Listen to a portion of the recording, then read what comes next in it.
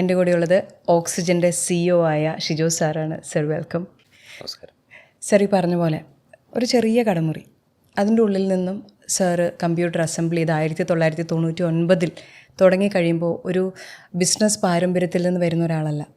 അന്നൊരു സ്റ്റേബിൾ ജോലിക്ക് വേണ്ടി എല്ലാവരും അങ്ങനെ പോകണമെന്ന് പറയുന്ന കാലത്ത് അതല്ല എൻ്റെ വഴിയെന്ന് തീരുമാനിച്ച് ഇതിലേക്ക് വരാനായിട്ട് സാറിനുണ്ടായ പ്രചോദനം എന്തായിരുന്നു? വാസ്തവത്തിൽ അങ്ങനൊരു ബിസിനസ്, നേരത്തെ രേണു പറഞ്ഞതുപോലെ ഒരു ബിസിനസ് DNA എനിക്കില്ല.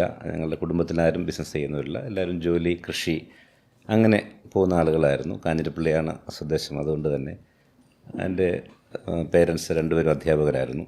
അപ്പം പൊതുവിൽ ബിസിനസ്സിനോടൊരു ഭയമുണ്ടായിരുന്നു അന്ന് എല്ലാ ആളുകൾക്കും. മാത്രമല്ല മറ്റൊരു ജോലിയും കിട്ടാത്തവർ ചെയ്യുന്ന ഒരു തൊഴിലായിട്ടാണ് ബിസിനസ്സിനെ അന്ന് പൊതുവെ ഞങ്ങളുടെ നാട്ടിലൊക്കെ കണ്ടിരുന്നത്. അത്ര തന്നെ ഒരു മാന്യതയും കുറവായിരുന്നു വാസ്തവത്തിൽ. ഇപ്പം സംരംഭകത്വത്തിൻ്റെ ഇന്ന് ഒരു മാന്യത കൈവന്നിട്ടുണ്ടല്ലേ, സ്റ്റാർട്ടപ്പുകളൊക്കെ ആയിട്ട്. പക്ഷേ അന്ന് അങ്ങനെ ഒരു മാന്യത ഇല്ലാത്തൊരു സമയമായിരുന്നു. പക്ഷേ ഞാനൊരു പ്രത്യേക സാഹചര്യത്തിലാണ്. ഞാൻ ജോലി ചെയ്തതിന് ശേഷമാണ് ബിസിനസ്സിലേക്ക് വന്നത്. 2 വർഷം ഞാൻ ജോലി ചെയ്തിരുന്നു. ഒരു കമ്പ്യൂട്ടർ അസംബിൾ ചെയ്ത് സെല്ല് ചെയ്യുന്നൊരു സ്ഥാപനത്തിൽ ഞാൻ ജോലി ചെയ്തിരുന്നു. പ്രാഥമികമായ വിവരങ്ങൾ അവിടുന്ന് ലഭിച്ചു. അപ്പം ഞാൻ ഇതിൻ്റെ ഒരു സാധ്യത അന്ന് തന്നെ നമുക്ക് മനസ്സിലായി. കാരണം കമ്പ്യൂട്ടറൈസേഷൻ വന്നൊരു സമയമാണ്. അപ്പം ഇത് നമ്മുടെ ജീവിതത്തിൻ്റെ ഒരു ഇന്നോവേറ്റബിൾ പാർട്ടായി മാറുന്ന അന്ന് തന്നെ നമുക്ക് തോന്നി, ഈ ഡിജിറ്റലൈസേഷൻ അല്ലെ കമ്പ്യൂട്ടറൈസേഷൻ. അപ്പം അതിൻ്റെ ഒരു സാധ്യത കണ്ടു. 2 ആളുകളുമായി നമുക്ക് വല്ലാതെ സമ്പർക്കത്തിലേർപ്പെടാൻ പറ്റുന്നൊരു മേഖലയാണല്ലോ ബിസിനസ്. ഞാൻ പഠിച്ചിരുന്ന സമയത്തൊക്കെ അങ്ങനൊരു വിദ്യാർത്ഥികളൊക്കെ ആയിട്ട് കൂടുതൽ ഇടപെട്ടിട്ടുള്ള ഒരാളായിരുന്നു. ഒരു സ്റ്റുഡൻസ് യൂണിയനിലുമൊക്കെ ഉണ്ടായിരുന്നു. അപ്പോൾ അതിൻ്റെ ഒരു കണ്ടിന്യൂറ്റി എനിക്ക് ബിസിനസ്സിലാണ് തോന്നിയത്. ഈ ടിപ്പിക്കലിയുള്ള ആ ഒരു രാഷ്ട്രീയത്തിൽ നിന്നും മാറിയിട്ട് ജനങ്ങളുമായി സംവദിക്കാനും ജനങ്ങളുമായി അടുത്തിടപഴകാനും നമുക്കൊരു ടീമിനെ ബിൽഡ് ചെയ്യാനും ഒക്കെ ഉള്ളൊരു ഓപ്പർച്യൂണിറ്റി ആയിട്ടും കൂടെ നമ്മുടെ ഒരു സോഷ്യൽ ലൈഫ് ബിസിനസ്സിൽ ഞാൻ കണ്ടു. ആ രീതിയിൽ കണ്ടു. സാധാരണഗതിയിൽ തുടക്കത്തിലുള്ള പോലെ തന്നെ വലിയ സ്വപ്നങ്ങളൊന്നുമല്ല. നമ്മൾക്ക് ഒരു സെൽഫ് എംപ്ലോയ്മെൻറ്റ്, ജോലിക്ക് പകരം ഒരു വരുമാന മാർഗം എന്നുള്ള നിലയ്ക്കാണ് തുടക്കത്തിൽ. ഒരു ബിസിനസ് എന്ന് പറയാൻ പറ്റില്ല, സെൽഫ് എംപ്ലോയ്മെൻറ്റ് എന്നുള്ള നിലയ്ക്കാണ് തുടങ്ങിയത്. സർ ഈ ഇത്രയും വർഷത്തിനിടയിൽ ഇപ്പം 44 ബ്രാഞ്ചുകൾ സർ ഓപ്പൺ ചെയ്തു. വീണ്ടും പുതിയതിൻ്റെ ഓപ്പണിങ്ങിൻ്റെ വഴിയിലാണ് സാർ ഇപ്പം നിൽക്കുന്നത്. അവാർഡുകൾ ഒരുപാട് നേടി. ഓക്സിജൻ എന്ന പേര് മലയാളിയുടെ മനസ്സിലേക്ക് ഒരു ട്രസ്റ്റഡ് ബ്രാൻഡായി മാറി. സാറ് തിരിഞ്ഞു നോക്കുമ്പോൾ സാറിൻ്റെ ഏറ്റവും വലിയ അച്ചീവ്മെൻ്റായിട്ട് തോന്നുന്നൊരു കാര്യം എന്താണ്? അങ്ങനെ ഒന്നായിട്ട് അങ്ങനെ പലപ്പോഴും തോന്നാറില്ല. പല നല്ല മുഹൂർത്തങ്ങൾ ബിസിനസ് എനിക്ക് സമ്മാനിച്ചിട്ടുണ്ട്, വളരെ സന്തോഷം തരുന്ന. പക്ഷേ നമുക്ക് അതിലൊരു വലിയൊരു എക്സൈറ്റ്മെൻറ്റ് അങ്ങനെ ഒന്നിലും തോന്നാറില്ല പൊതുവേ. പക്ഷെ ഒത്തിരി സന്തോഷം തന്നിട്ടുള്ള നിമിഷങ്ങൾ നമുക്കുണ്ടായിട്ടുണ്ട്. ഇപ്പോൾ സാധാരണ ബിസിനസ്സിലെല്ലാവരും സ്ട്രഗിളിൻ്റെ കാര്യങ്ങളാണല്ലോ. പക്ഷേ സ്ട്രഗിളുകൾ എല്ലാവർക്കും ഉള്ളതുപോലെ തന്നെ സ്വാഭാവികമായിട്ടും നമുക്കുണ്ടെങ്കിലും ഞാൻ പുറകോട്ട് തിരിഞ്ഞു നോക്കുമ്പോൾ ഒരു 90% വളരെ പോസിറ്റീവായ കാര്യങ്ങളാണ് പലപ്പോഴും എനിക്ക് തോന്നിയിട്ടുള്ളത്. ആ നെഗറ്റീവായിട്ടുള്ള സെറ്റ് ബാക്ക്സ് കുറേ ഉണ്ടായിട്ടുണ്ടെങ്കിൽ കൂടി അത് ഓർത്തിരിക്കാൻ പോലും പറ്റുന്നില്ല. കൂടുതലും നമ്മുടെ ലൈഫിൽ പ്രത്യേകിച്ചും നമ്മൾക്കിപ്പം ഒരു 2000-ലധികം ജീവനക്കാർ നമ്മളോടൊപ്പം ജോലി ചെയ്യുന്നുണ്ട്. ഞാൻ ഏറ്റവും എക്സ്പ്ലോർ ചെയ്യുന്ന അല്ലെങ്കിൽ എൻജോയ് ചെയ്യുന്നൊരു മേഖല അതാണ്. ഒരാളായിരുന്നു ആദ്യം ഉണ്ടായിരുന്നത്. അപ്പോൾ ആ ഒരാൾ ഇപ്പോഴും എൻ്റെ കൂടെ ഉണ്ട്. പിന്നെ ഒരു 10-20 വർഷമായ ആളുകൾ തന്നെ 100 കണക്കിന് ആളുകൾ നമ്മളോടൊപ്പം ഉണ്ട്. അപ്പോൾ അതൊരു വലിയൊരു നമ്മുടെ ഫാമിലിയുടെ ഒരു എക്സ്റ്റൻഷനായിട്ടേ, ഒരു കുടുംബത്തിൻ്റെ ഒരു എക്സ്റ്റൻഷനായിട്ട് നമുക്ക് നമ്മുടെ ഒപ്പം ജോലി ചെയ്യുന്ന ആളുകളും നമ്മുടെ സഹപ്രവർത്തകരും ഇതൊരു വലിയൊരു എന്താ പറയുക, നമ്മൾ വളരെയധികം എൻജോയ് ചെയ്യുന്ന, വളരെ സന്തോഷിക്കുന്ന ഒരു ഇടമാണത്. അപ്പോൾ എനിക്ക് ഏറ്റവും ഹാപ്പിനെസ് തരുന്നൊരു ഇടമാണ് ഓഫീസ്. കാരണം ഇവരെയൊക്കെ കാണാൻ പറ്റുന്നു, ഇവരോട് ഇടപഴകാൻ പറ്റുന്നു. അത് തന്നെ നമുക്ക് വലിയ സന്തോഷമാണ്. അങ്ങനെയുള്ള ഹാപ്പിനെസ്സുകളാണ് ഞങ്ങളും അവാർഡുകളെക്കാളൊക്കെ ഉപരി.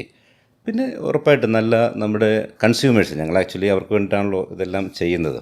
അപ്പോൾ അവരിൽ നിന്നും കിട്ടുന്ന നല്ല ഒരു കമൻറ്റ്, അത് നമുക്ക് ഒരു എന്താണ് ഏറ്റവും വലിയൊരു നാഷണൽ അവാർഡ് കിട്ടുന്നതിനേക്കാൾ പലപ്പോഴും സന്തോഷം തന്നിട്ടുണ്ട്. നിങ്ങൾ നന്നായിട്ടാണ് ഇരിക്കുന്നത്, ഞങ്ങൾ ആഗ്രഹിച്ച രീതിയിൽ നിങ്ങൾ ഡെലിവറി ചെയ്യുന്നുണ്ട്, നിങ്ങൾ ഇങ്ങനെയാണ് വേണ്ടത് എന്നൊക്കെ അവരിൽ നിന്ന് കിട്ടുന്ന അഭിനന്ദനങ്ങളാണ് ഏറ്റവും വലിയ റിവാർഡായിട്ട് എനിക്ക് തോന്നിയിട്ടുള്ളൂ.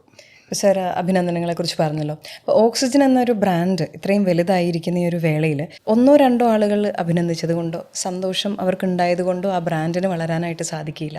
അപ്പോൾ ഈ ബ്രാൻഡിൻ്റെ വളർച്ചയിൽ ഓക്സിജൻ്റെ ഒരു USP ആയിട്ട് സാറ് കണ്ടിട്ടുള്ളത്, അല്ലെങ്കിൽ മനസ്സിൽ കണ്ടത്, അല്ലെങ്കിൽ ആളുകൾ പറയുന്ന ഒരു കാര്യം എന്താണ്? ഞങ്ങൾ തുടങ്ങിയ അന്ന് മുതൽ തന്നെ, കാരണം ഒരു പ്രോഡക്റ്റ് സെല്ല് ചെയ്ത് കഴിഞ്ഞതിന് ശേഷമാണ് ശരിക്കും ഒരു റിലേഷൻഷിപ്പ് തുടങ്ങുന്നതെന്നാണ് ഞങ്ങൾ വിശ്വസിക്കുന്നത്.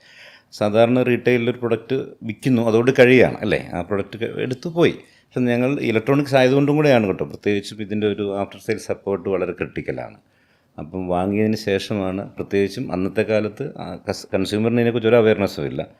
അപ്പം നിരന്തര ബന്ധത്തിലാണ് ഈ കൺസ്യൂമറുമായിട്ട്. പിന്നീടാണ് ബന്ധം തുടങ്ങുന്നതും അത് ശക്തമാകുന്നതും ഒക്കെ. മോശമാകുന്നതും ആ സമയത്താണ്. അപ്പം ഒരു USP ആയിട്ട് ഞങ്ങൾ അതാണ് ആദ്യം മുതൽ പറയുന്നത്, ഒരു പീസ് ഓഫ് മൈൻഡ് നമ്മൾ കൊടുക്കുന്നു കൺസ്യൂമർക്ക്, ആ ഒരു മനസ്സമാധാനം. കാരണം മനസ്സമാധാനം പോകാവുന്നതൊരു മേഖലയാണ്, ഇലക്ട്രോണിക്സ് പ്രോഡക്റ്റാണ്, എപ്പോൾ വേണമെങ്കിലും അതിനെ വിഷയം. പ്രത്യേകിച്ചും കമ്പ്യൂട്ടറിലൊക്കെ അന്നത്തെ കാലത്ത് ഒരു സോഫ്റ്റ്വെയറിലുണ്ടാകുന്ന ചെറിയ അപ്ഡേഷൻ ഇഷ്യൂസ് പോലും മൊത്തം ക്രാഷാകുന്നു, വൈറസ് അറ്റാക്ക്, ഇങ്ങനെ എല്ലാം പ്രശ്നങ്ങളായിരുന്നല്ലോ പണ്ട്. വൈറസൊക്കെ ഒരു വലിയ താരമായിരുന്നല്ലോ. അപ്പം അവിടെയൊക്കെ നമ്മൾ അവർക്കൊരു പീസ് ഓഫ് മൈൻഡ് കൊടുത്തിരിക്കണം. ഈ പ്രൊഡക്റ്റ് വിറ്റതിന് ശേഷം അവർക്കൊരു മനസ്സമാധാനം കിട്ടണം. അതൊരു USP ആയിട്ട് ഞങ്ങൾ ആദ്യം മുതൽ തന്നെ, ഫസ്റ്റ് സ്റ്റോർ മുതൽ തന്നെ ഓക്സിജൻ കെയർ എന്നുള്ള പേരിൽ അതിനുവേണ്ടി ഈ പീസ് ഓഫ് മൈൻഡിൻ്റെ ഒരു യൂണിറ്റ് ഞങ്ങൾ ഇൻവെസ്റ്റ്മെൻറ്റ്, ഇതിലൊരു റിട്ടേൺ പ്രതീക്ഷിച്ചിട്ടല്ല, അത് നമ്മളെ വിശ്വസിച്ച് വാങ്ങുന്ന ആളുകൾക്ക് ഉറപ്പായിട്ടും ഇത് സമാധാനത്തോടെ ഉപയോഗിക്കാൻ പറ്റണം എന്നുള്ള. പിന്നെ 2, മാറി വരുന്ന ഉൽപ്പന്നങ്ങൾ. ഇപ്പം ഈ ഏറ്റവും കൂടുതൽ ഇന്നോവേഷൻ നടന്നൊരു മേഖലയാണ് കഴിഞ്ഞ ഒരു 25 വർഷത്തിനിടയിൽ. ഈ ഇലക്ട്രോണിക്സ് രംഗത്താണ് ഏറ്റവും കൂടുതൽ ഇന്നോവേഷൻ, പ്രൊഡക്റ്റിനകത്തായിട്ടും സോഫ്റ്റ്വെയറിലും ഹാർഡ്വെയറിലും ഒക്കെ. ആ മാറ്റത്തിനൊപ്പം നമ്മൾ നിൽക്കണം, അപ്ഡേറ്റഡ് ആയിരിക്കാം. ഏറ്റവും ലേറ്റസ്റ്റ് ടെക്നോളജി ഏറ്റവും അഫോർഡബിളായ റേറ്റിൽ ആളുകളിൽ ആദ്യം എത്തിക്കുക. ഇതിനെപ്പോഴും നമ്മുടെ ശ്രമം തുടർന്നുകൊണ്ടേയിരുന്നു. പിന്നെ പലപ്പോഴും നമ്മുടെ ഒരു ഷോപ്പിങ്ങിനെ കുറിച്ചുള്ള കോൺസെപ്റ്റ് കൺസ്യൂമറുടെ മാറി. ആദ്യം ഞങ്ങൾ ബ്രൗഷേഴ്സ് കാണിച്ചിട്ടാണ് സെല് ചെയ്തിരുന്നത്. പിന്നെ നമ്മൾ പ്രൊഡക്റ്റിന് ടച്ച് ആൻഡ് ഫീൽ കൊടുത്തു. ലാപ്ടോപ്പൊക്കെ ആദ്യം തന്നെ തുറന്നു വെക്കാനുള്ള റിസ്ക് നമ്മൾ അന്നത്തെ കാലത്ത് ചെയ്തു. പിന്നെ സ്മാർട്ട് ഫോൺ ആകട്ടെ, ഏത് പ്രൊഡക്റ്റും ഈ ഏറ്റവും മനോഹരമായൊരു ടച്ച് ആൻഡ് ഫീൽ എക്സ്പീരിയൻസ് എങ്ങനെ കൊടുക്കാം, അത് ടച്ച് ആൻഡ് ഫീൽ എല്ലാവരും കൊടുക്കുന്നു, അതിലെങ്ങനെ ഡിഫറൻഷ്യേറ്റ് ചെയ്ത് ടച്ച് ആൻഡ് ഫീൽ കൊടുക്കാൻ പറ്റും എന്നുള്ള റിസർച്ചിലാണ് ഇപ്പോഴും ഞങ്ങൾ. ഓരോ ഷോറൂം കഴിയും തോറും കുറച്ചുകൂടി ബെറ്ററായിട്ട് എങ്ങനെ ആളുകൾക്കൊരു അനുഭവം, ഒരു ഷോപ്പിംഗ് അനുഭവം കൊടുക്കാൻ പറ്റും എന്നുള്ളതാണ് നമ്മൾ റിസർച്ച് ചെയ്യുന്ന മറ്റൊരു USP. അപ്പോൾ ഒന്ന്, നമ്മൾ ഈ ആഫ്റ്റർ സെയിൽ സപ്പോർട്ടുണ്ട്, പിന്നെ ഈ ഷോപ്പിങ്ങിനകത്ത് കൊടുക്കുന്ന നൂതനമായിട്ടുള്ള അനുഭവം, പിന്നെ ലേറ്റസ്റ്റ് ആയിട്ടുള്ള പ്രോഡക്റ്റ് ഏറ്റവും അഫോർഡബിൾ ആയിട്ടുള്ള നിരക്കിൽ ആളുകളിൽ ആദ്യം എത്തിക്കുക. ഇതുകൂടാതെ ഞങ്ങളുടെ എംപ്ലോയീസിൻ്റെ അടുത്ത് ബേസിക്കലി ഞങ്ങൾ സെയിൽസ്മാൻ അല്ല, സെയിൽസ് കൺസൾട്ടൻ്റ് എന്നാണ് നമ്മൾ ഇൻറ്റേർണലി പറയുന്നത്.